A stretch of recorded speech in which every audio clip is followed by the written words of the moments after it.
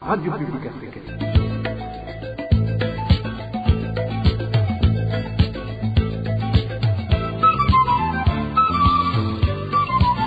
Radio Publique Africaine.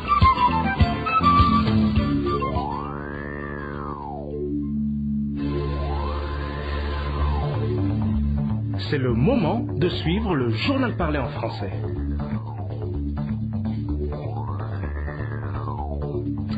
Nous sommes mardi le 27 avril 2021. Bonjour et bienvenue, chers fidèles auditeurs de la RPA. Ce journal vous est présenté par Bob Rugurika. Dans quelques secondes, les titres de ce journal.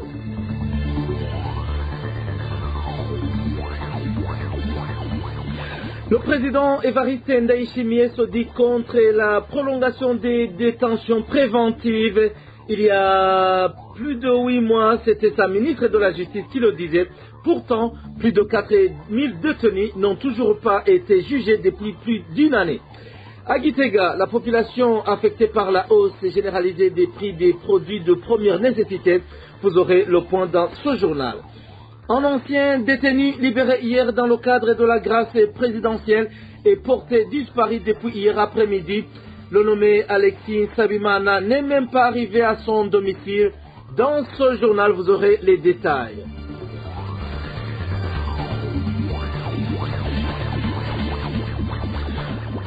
Bonjour mesdames et messieurs, je vous le disais dans les titres, un ancien détenu libéré hier dans le cadre de la grâce présidentielle est porté disparu depuis hier après-midi. Le nommé Alexis Sabimana n'est même pas arrivé à son domicile. Le point avec Alexis Lukundo. C'était ce lundi à 13h pile. La voix d'Alexis Sabimana a été entendue par la dernière fois par un de ses proches. C'était un de ses amis qui comptait aller le recueillir dès la sortie de la prison. Un peu avant 12h51 et 49 secondes, une autre personne avait pu parler avec Alexis. C'était sa fiancée qui également désirait aller le rencontrer juste à la sortie de la prison. Le jeune qui avait contacté Alexis à 13h voulait savoir si c'était bien lui qui venait de le contacter avec un numéro qui lui était inconnu. La réponse était non. Alexis, qui avait déjà franchi la porte de la prison et commencé à respirer l'air de la liberté, a alors indiqué qu'il attendait un véhicule de l'administrateur de la commune de Mukaza qui, avait-il informé, devrait déplacer les personnes qui venaient d'être libérées et qui prenaient la direction de Luziba en zone de Kanyosh. La promesse n'était qu'un mensonge pour ne pas dire une stratégie de l'atteindre. Peu après 13 heures, les deux lignes qu'il utilisait, Alexis, ont été éteintes. Les membres de la famille qui l'attendaient à Luziba ne l'ont jamais vu. Tard dans la soirée, ils sont rentrés avec l'espoir qu'Alexis allait se joindre à eux à la maison où tout le monde l'attendait pour fêter sa libération. Mais l'attente fut longue et tout le monde commençait à s'inquiéter. Alexis Sabimana est natif de la commune de Nyamoko, zone Kienzi, la commune de Kanyosha, de Bujumbura, Rivara. Membre du parti FNL d'Agatogwasa, il avait été arrêté en janvier 2016, accusé de la détention illégale d'armes à feu. Alexis a été condamné à 6 ans de prison. Toujours à propos de cette libération, l'association burundaise pour la protection des droits humains et des personnes détenues, APRODH en sigle, salue la libération de prisonniers par la grâce présidentielle. Pierre Claver Mbonimpa déplore néanmoins que des prisonniers politiques, tout comme certains prisonniers qui ont déjà purgé leur peine et ceux ayant déjà été acquittés, ont été exclus parmi les bénéficiaires de cette grâce. Suivez Pierre Claver Mbonimpa. En tant que défenseur des droits de l'homme, mais surtout défenseur des droits des prisonniers, nous avons bien accueilli cette décision de libération des prisonniers. Cette libération vient en temps nommé parce que les prisons étaient engorgées. Imaginez-vous, là où il y a une place de 4194 prisonniers, au 31 mars 2021, il y avait 13 532 prisonniers. Et pour nous, c'est une bonne chose de libérer ces prisonniers, mais il y a d'autres prisonniers qui n'ont pas été libérés à cause de comment le décret de la grâce présidentielle a été libéré parce qu'il y a des infractions qui ne pouvaient pas bénéficier de cette grâce présidentielle. Mais ce que nous n'avons pas apprécié, c'est qu'il y a des prisonniers qui ont été acquittés, d'autres qui ont pu déjà piéger les peines mais jusqu'à présent, on n'a rien dit à propos de ces prisonniers. Nous demanderions alors à ce que le président de la République ou bien la ministre de la Justice fasse quelque chose le plus vite possible pour ces prisonniers parce qu'ils sont détenus gratuitement en violation de la loi. Et d'ailleurs, ce sont les procureurs, le ministère public et voire même les détails des prisons qui devaient les libérer directement. Pour nous, c'est une bonne chose. Nous apprécions cette décision, que les choses continuent dans ce sens. Page et justice de ce journal, toujours. Les propos tenus par les autorités gouvernementales sur la détention préventive semblent contradictoires. L'exemple illustratif est la décision de la ministre de la Justice qui n'a pas été mise en application dans les délais, une promesse reprise ce lundi par le numéro 1 burundais, le point avec Hervis Nyomungere. Dans son allocution tenue ce lundi, le président Évariste Ndayishimiye a demandé à la ministre et à la Justice dans cette attribution de veiller à ce que, dorénavant, aucun prévenu ne dépasse 3 mois sans connaître le sol réservé. C'était le lancement de la campagne de libération des prisonniers et a bénéficié de la grâce présidentielle. Nous souhaitons que personne ne dépasse plus 3 mois en prison, sans toutefois qu'un verdict ne soit prononcé. Être juge est une vocation parce que c'est une tâche qui requiert un sens de l'humanité. Je saisis d'ailleurs cette occasion pour faire un clin d'œil à la police judiciaire. Que personne ne soit plus arrêté arbitrairement. En date du 28 juillet 2020, le ministre de la Justice, Janine Niwit, avait elle aussi tenu une promesse analogique à celle du numéro 1 Burundi. À cette époque, elle s'était engagée à en finir avec cette situation en ayant 2 mois.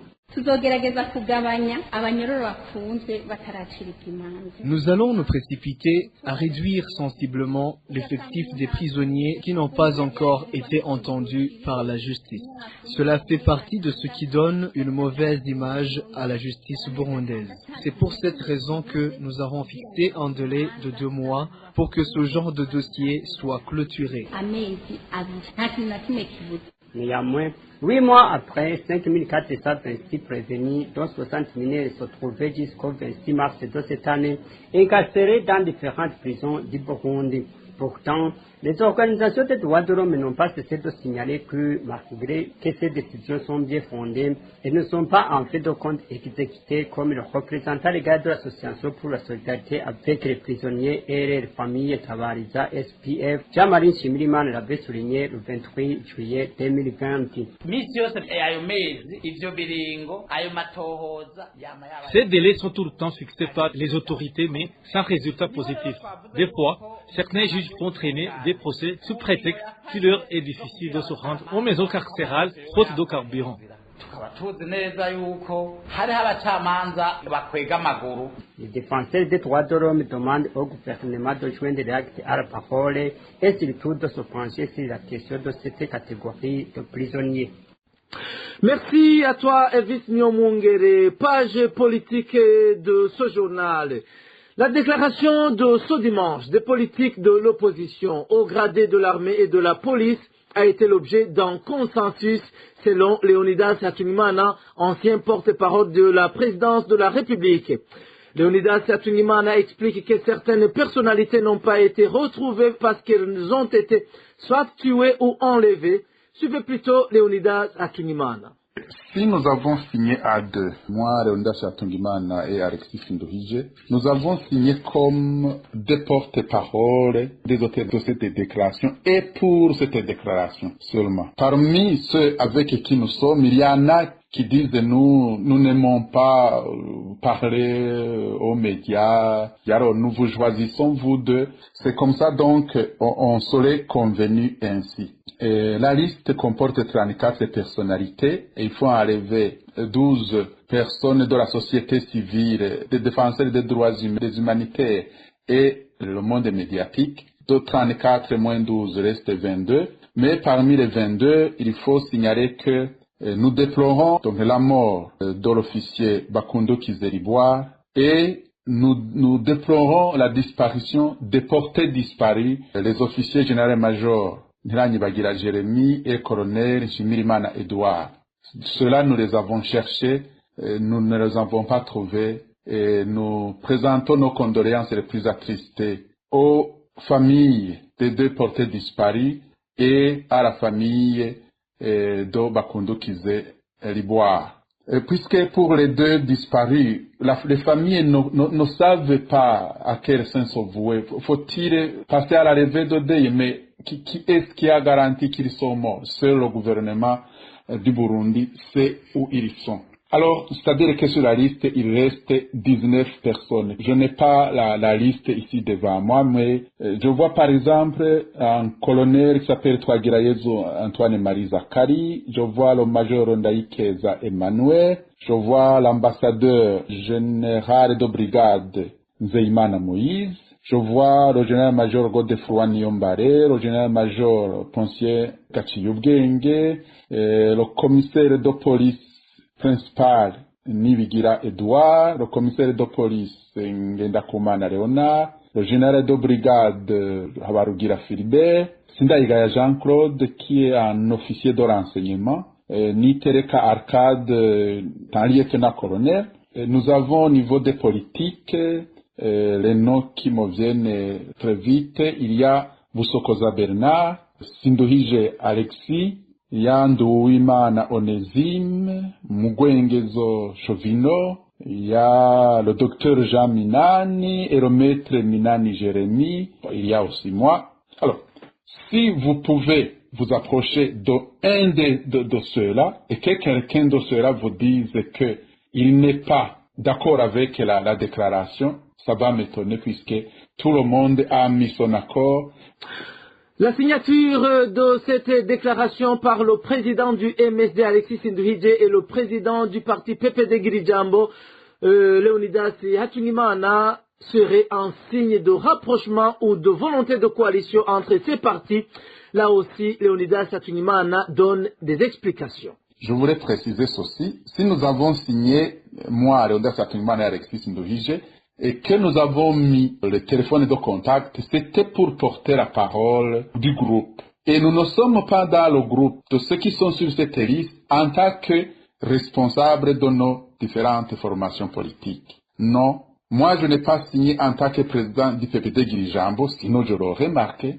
Alexis n'a pas signé en tant que président du MSD, sinon il l'aurait marqué. Et comme vous voyez, il y a beaucoup d'autres membres qui sont des présidents des formations politiques à leur demander. En tout cas, ils ne nous ont pas mandatés comme présidents des partis politiques. Donc, ne voyez pas en ceci une sorte de rapprochement. On peut, le PPD Girijambo peut faire un rapprochement avec le MSD, mais pas dans cette affaire. Dans cette affaire, il s'agit de Alexis Sinduhije, il s'agit de Leonidas Hatungimana, en tant que tel, non pas en tant que président de ceci ou de cela.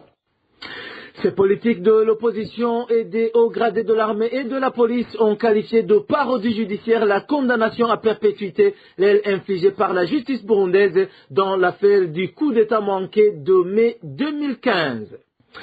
Toujours politique, l'Alliance nationale pour le rétablissement de la démocratie au Burundi, ANR en sigle, demande à la communauté internationale de ne pas tomber dans le piège du pouvoir burundais. Dans une interview accordée à la radio publique africaine ce mardi, Jean Bosco Ndayikenguru a recommandé la prudence avant d'envisager la reprise de la coopération. Selon ce politicien, la communauté internationale devrait d'abord s'assurer que l'état de droit et le respect des droits humains est devenu réalité au Burundi. Suivez Jean Bosco Ndayikenguru qui est président de la ANR.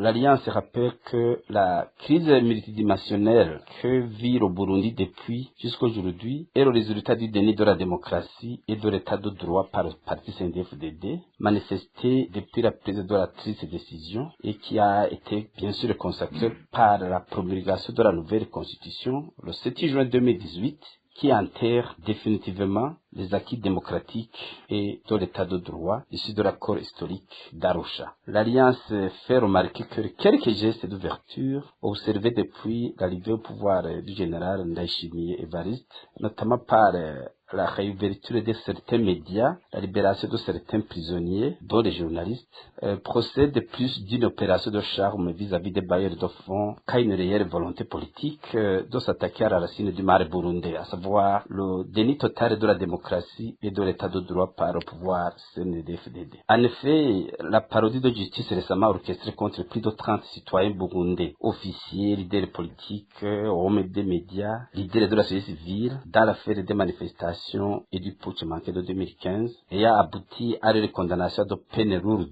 et collectives sans qu'ils aient eu le droit de se défendre, est une illustration assez éloquente que la volonté de renormalisation est bien sûr le cadet des soucis du nouveau pouvoir CNDD-FDD. L'Alliance nationale pour l'établissement de la démocratie au Burundi a recommandé, notamment à la communauté internationale, de ne pas tomber dans le piège du pouvoir actuel, en exigeant du pouvoir Ndayishimiye, avant toute reprise de coopération, des engagements fermes, en vue notamment de garantir le retour progressif vers un État démocratique et de droit, ceci à travers un dialogue inclusif, en vue de la mise en place d'un nouveau cadre constitutionnel permettant à tous les citoyens isolés de l'entrée au pays et jouir de tous les droits civiques et politiques, ainsi que l'annulation des parodies de justice relatives à la crise de 2015 pour une justice équitable et la libération des prisonniers politiques.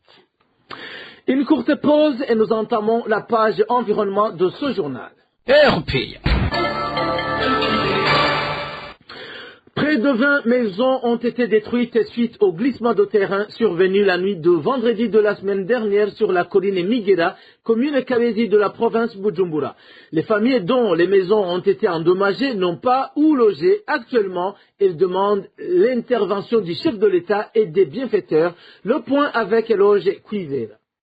La nuit de ce vendredi, les habitants de la sous-colline Lugenge, colline Migera en commune Kabezi de la province Bujumbura ont été réveillés par des secousses.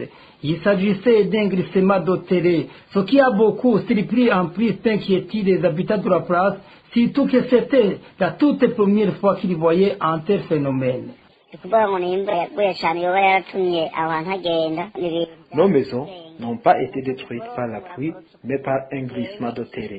Au moins, 19 ont été démolis. C'est un phénomène qui dépasse notre entendement. 35 familles de cette localité sont menacées par ce glissement de terrain. Celles dont leurs maisons ont été complètement détruites sont pour le moment logées par les amis. D'autres passent la nuit dans les décombres de leurs maisons parce qu'on n'a pas encore eu d'assistance. Les victimes de cette catastrophe naturelle déplorent le manque de soutien de la part des autorités administratives et le demandent au gouvernement et aux bienfaiteurs de les venir en aide. Vendredi dernier, juste avant que ce glissement de terrain ne se produise, l'administrateur était venu pour constater les fissures sur le sol qui étaient devenues de plus en plus inquiétantes dans cette localité. Malheureusement, après la catastrophe, que ce soit l'administrateur ou le chef de zone, personne n'a pas encore effectué une visite sur place pour nous assister. La population de la colline Migera trouve miraculeux le fait que ce glissement n'a pas fait de morts ou de blessés. Néanmoins, il fait savoir que si en effet, pour délocaliser toutes les familles en danger, le pays est à prévoir. À ce propos, la rédaction de la RPA a essayé de joindre Espérance Habonimana, administrateur de la commune Kabezi, mais sans y parvenir.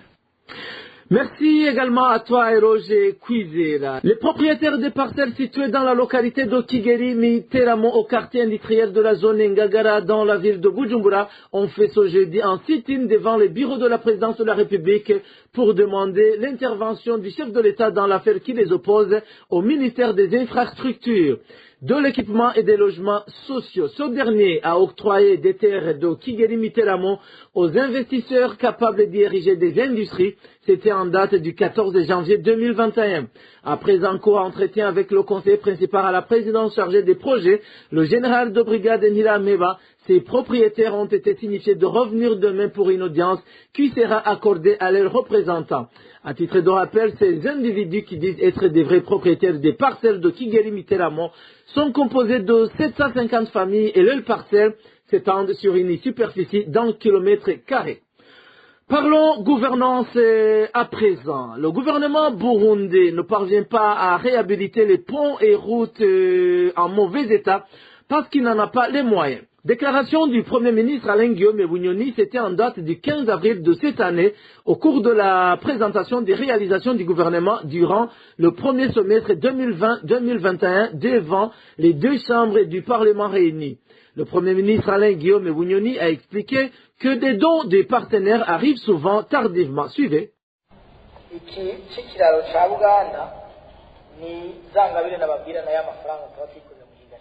Cette affaire du pont de Ouganda, ça entre dans le cadre de ces fonds-là qui ne sont pas retirés du budget de l'État.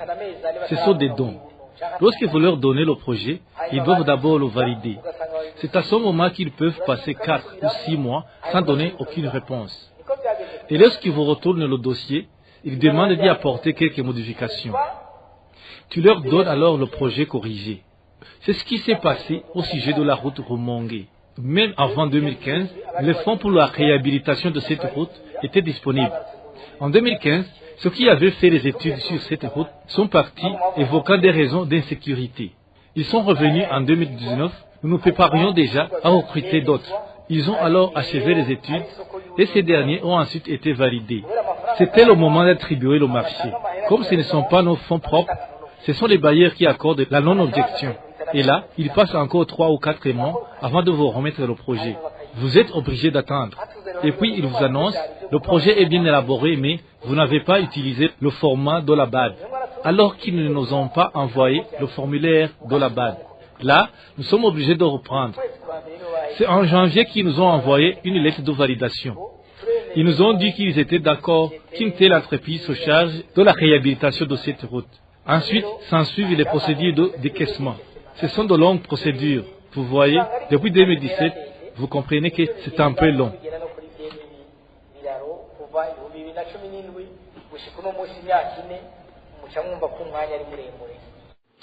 Pourtant, selon Faustin Ndikumana, président du PARSEM, Parole et Action pour le réveil des consciences et l'évolution des mentalités, le grand problème au Burundi réside dans des pratiques de corruption. D'abord, il faut une campagne de sensibilisation de la population sur les méfaits de la corruption. Savoir lier la pauvreté actuelle et l'état de la corruption aujourd'hui.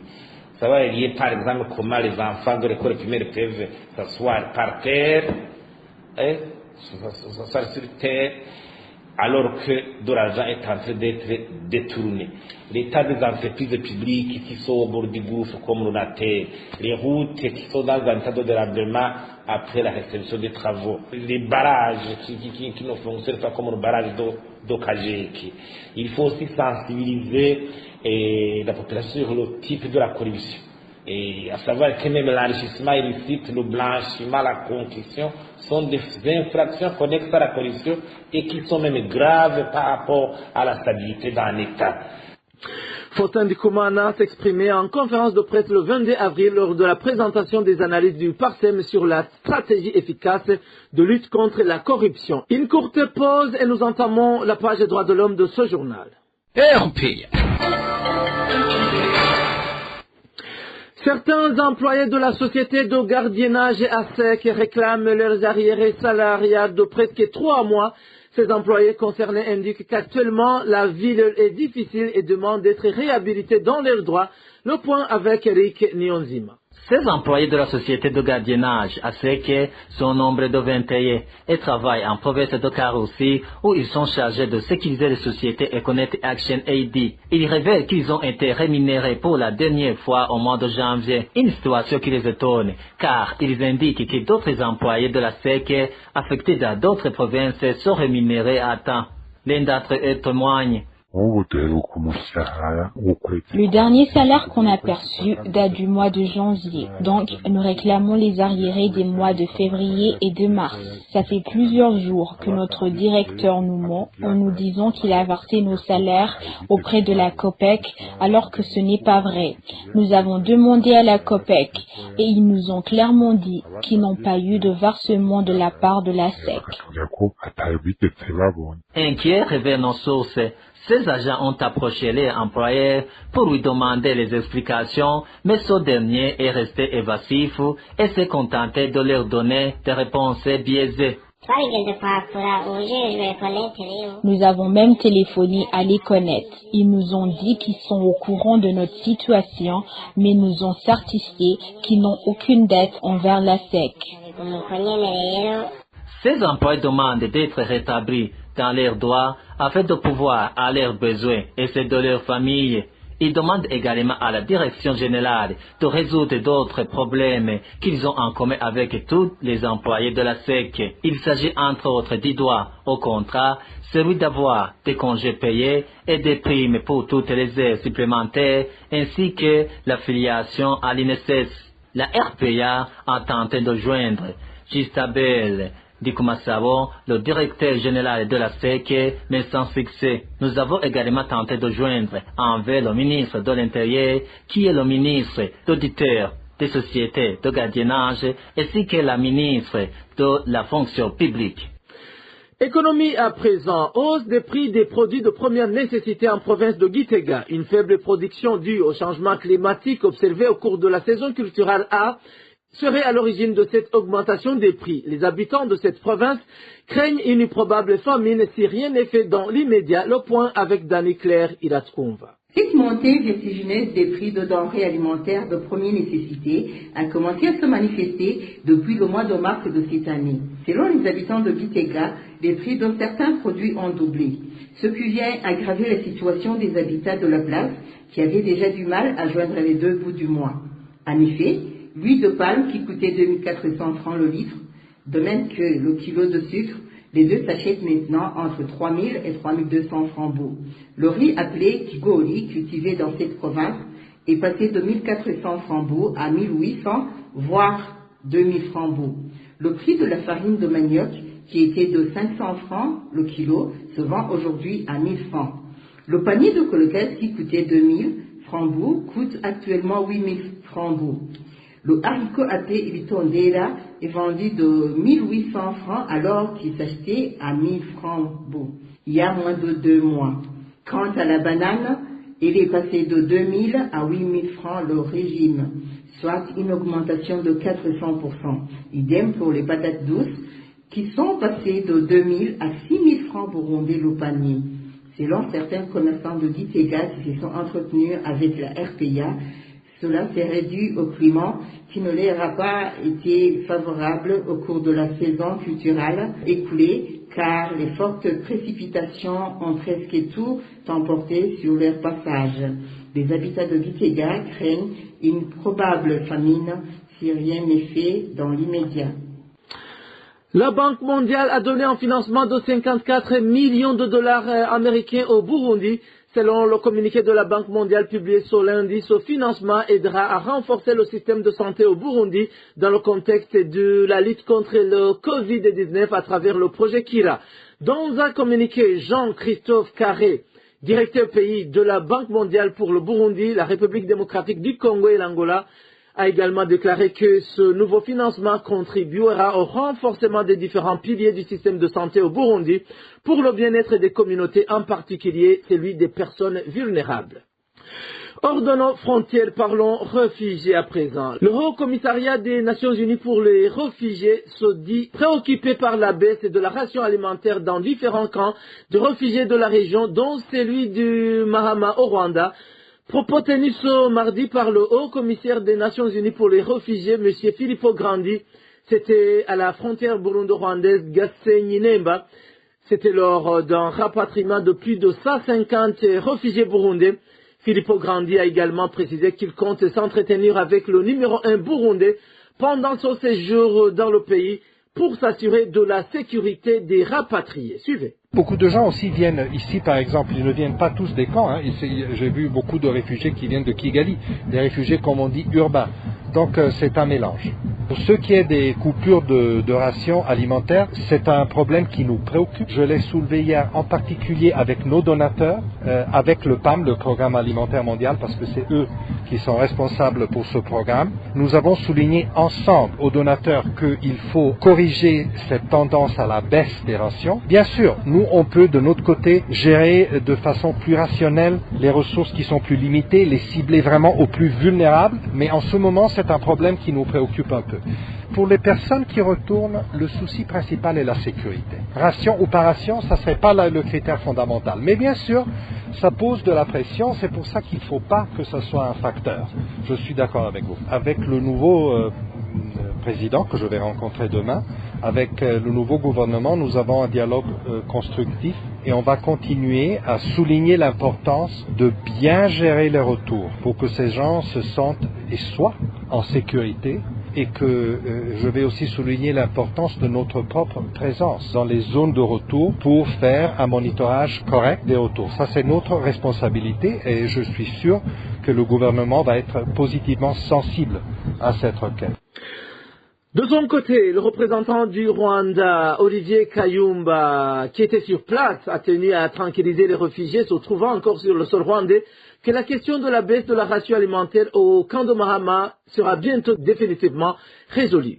Quand il y a une diminution des provisions alimentaires, nous tous nous sommes inquiets. Mais nous avons des mesures pour parer à cette situation. Nous avons notamment des projets de business, des projets agricoles pour que les réfugiés puissent avoir des revenus pour leurs besoins. Les réfugiés qui veulent rester au Rwanda, qui ne se sentent pas en sécurité s'ils rentrent chez eux, nous sommes prêts à toujours les héberger. Pour savoir s'il n'y a pas de sécurité au Burundi, je n'ai pas d'informations sur ça. Les cérémonies d'accueil de ces réfugiés rapatriés au Burundi ont également vu la participation du ministre de l'Intérieur du Burundi, M. Gervais Ndirakobucha. Il est prévu que 40 000 réfugiés burundais soient rapatriés au cours de cette année selon des chiffres du Haut Commissariat pour les réfugiés. Voilà, mesdames et messieurs, c'est ici que prend fin cette édition. Merci pour votre aimable écoute. Merci à mes collègues de la technique et de la rédaction. Prochain rendez-vous, ce sera demain à la même heure. Et d'ici là, portez-vous bien et soyez prudents.